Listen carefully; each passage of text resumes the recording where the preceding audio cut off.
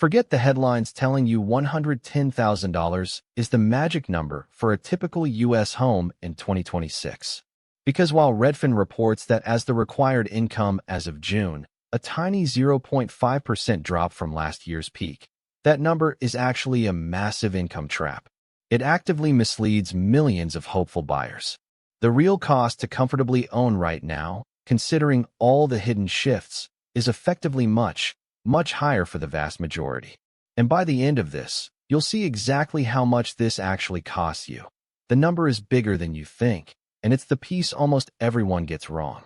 It might surprise you, but according to Redfin data from June 2026, the income needed to comfortably afford a typical U.S. home is actually down 0.5% from last year's record high, sitting at roughly $109,796.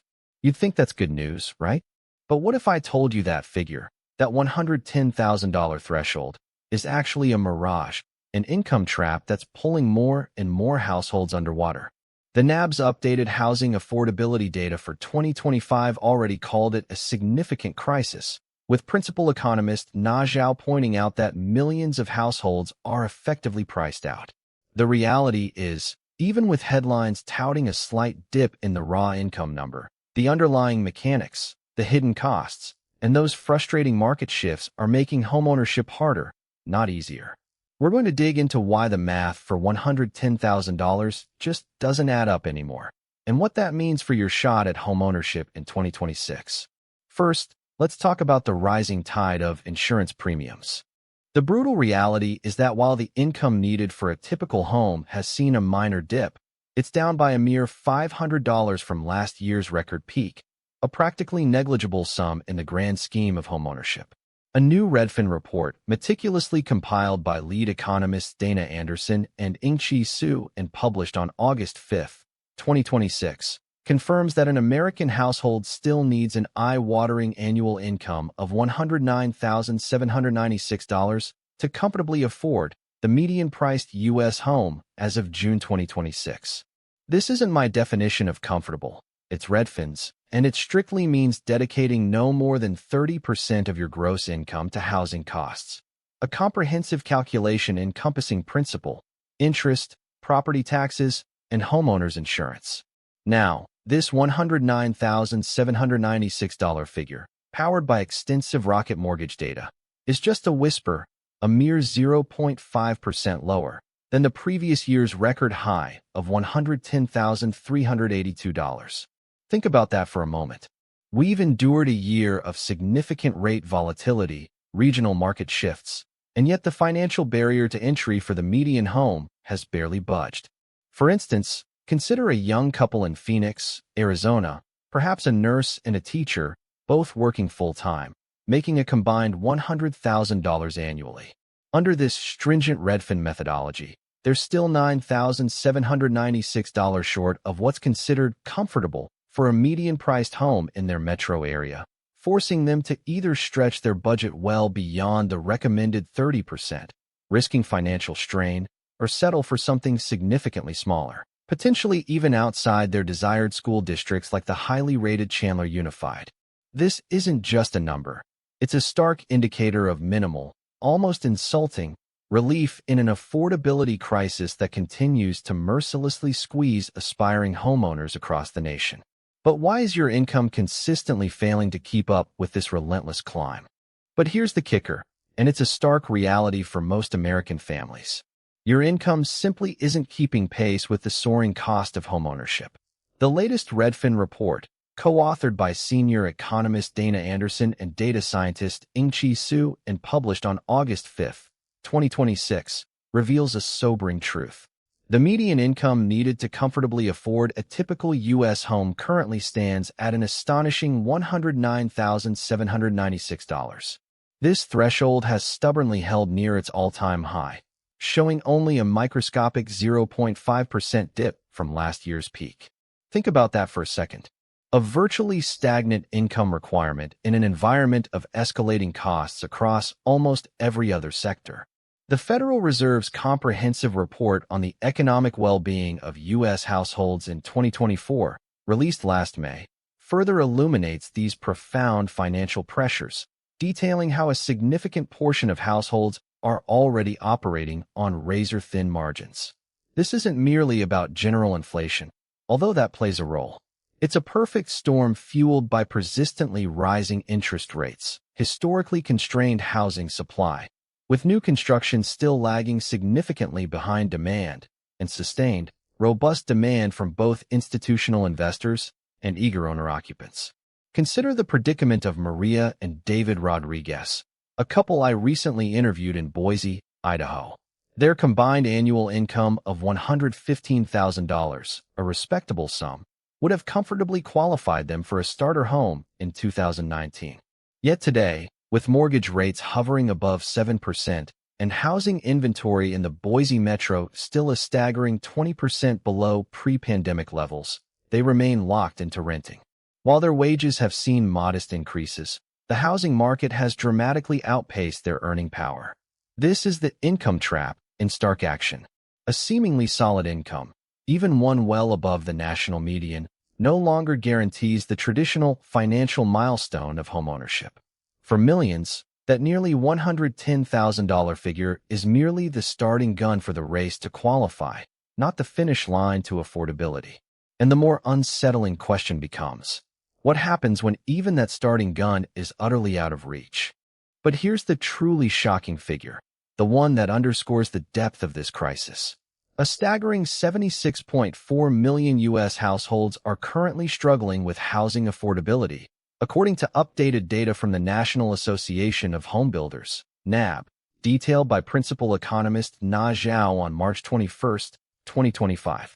That's not merely a statistic. It's a national emergency leaving over half of American households behind. This affordability crunch isn't uniform. It's disproportionately impacting vast swathes of the population.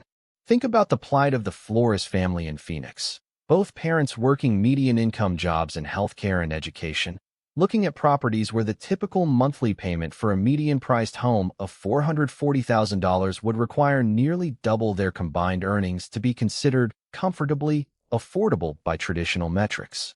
Or consider Sarah Jenkins, a single-income earner in Tampa, earning $60,000 a year, who just 5 years ago could have qualified for a starter home in East Tampa with a 5% down payment, but is now completely locked out due to soaring interest rates and a median home price that has jumped 55% in that same period. The ripple effects are profound. Less economic mobility, a destabilized workforce affecting sectors from retail to emergency services, and communities struggling to retain essential workers like firefighters and nurses who simply can't afford to live where they work.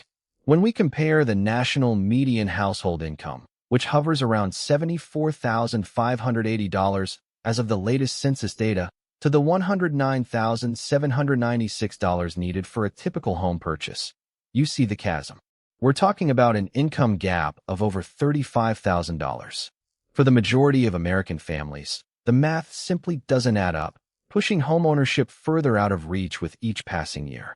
This isn't just about declining individual fortunes. It's about a foundational shift in who can participate in the American dream of homeownership.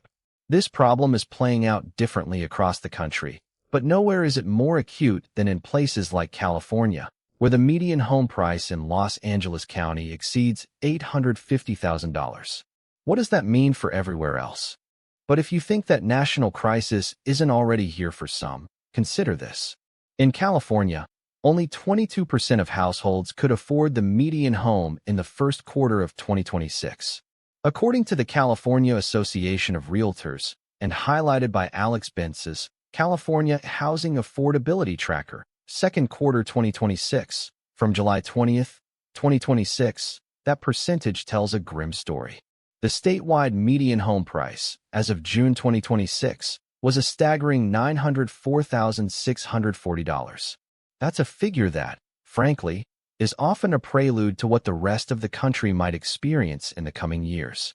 California's unique market conditions, driven by a confluence of strong job markets, limited supply, and restrictive zoning, have historically acted as a canary in the coal mine for national housing trends. What starts as an extreme measure in places like San Francisco or Los Angeles families pooling resources for multi-generational living or enduring 2-hour commutes from exurban towns quickly becomes a necessity for the middle class elsewhere.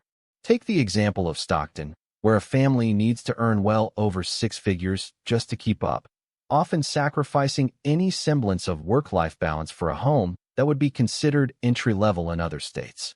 While policymakers in California have grappled with this for years, efforts like streamlined permitting and density bonuses have only just begun to scratch the surface.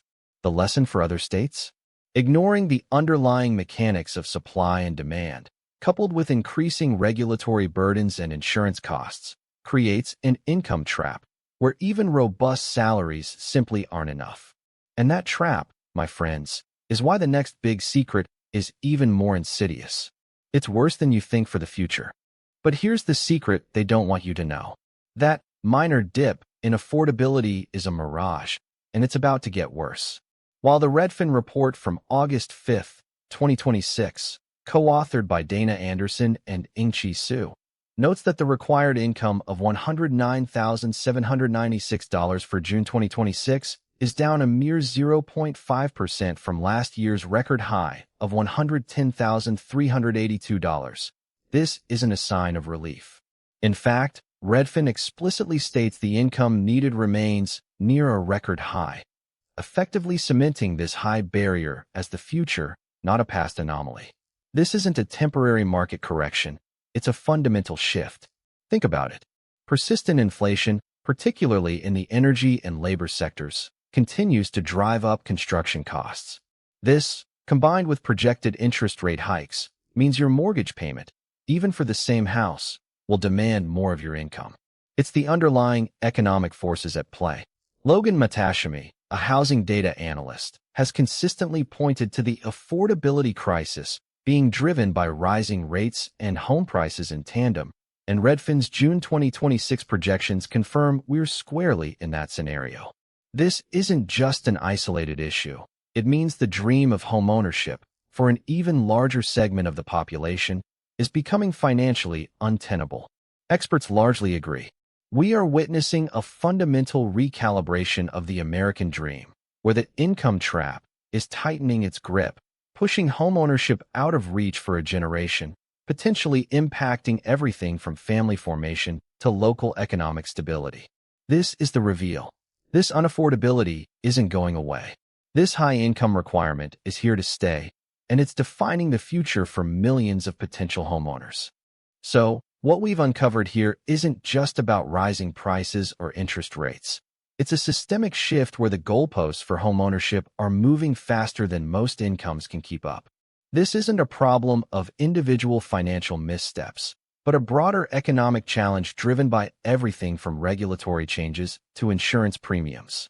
The question isn't whether the average American can buy a home, but whether the market will even allow it for the majority. Have you personally been priced out of a market you once considered affordable, or are you feeling the lock-in effect? Share your city and your story in the comments below. Your experience adds crucial context to these numbers. If you found this deep dive into the real estate affordability crisis valuable, hit that subscribe button. We're consistently breaking down the underlying mechanics of the market, not just the headlines. And if you're wondering how this affects investment properties, you'll definitely want to watch my breakdown of how new short-term rental regulations are impacting cash flow in markets like Nashville and Orlando next.